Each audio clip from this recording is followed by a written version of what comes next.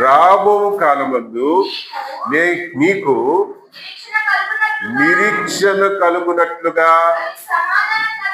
అది సమాధానకరమైన ఉద్దేశములే గాని హానికరమైనవి కావు. దేవుడు ఇశ్రాయేల్ ప్రజల్ని చూసి చెప్తున్నాడు. ఏమని చెప్తున్నాడు? నేను మీ గురించి నేను చాలా ఉద్దేశాలు కలుగున్నానయ్యా, చాలా ప్రణాళిక కలుగున్నాను, మిమ్మల్ని సృష్టించాను, నేను మీ జీవితం ఇలా సాగాలి, ఇలా మంచిగా ఉండాలి అని చెప్పి నేను ఆలోచన కలుగున్నాను అని చెప్పి దేవుడు అంటున్నాడు. ఇప్పుడు ఆయన ఇష్టానికి మన జీవితాన్ని సమర్పించుకున్నాం అనుకోండి, అప్పుడు దేవుని ఆత్మ ఏం చేస్తారంటే, దేవుని ఇందాక అయ్యగారి ద్వారా ప్రభు మాట్లాడారు, దేవునికి సమర్పించుకునే జీవితం, దేవుని వైపు తిరిగేటువంటి జీవితం, వాక్యానుసారమైన జీవితం.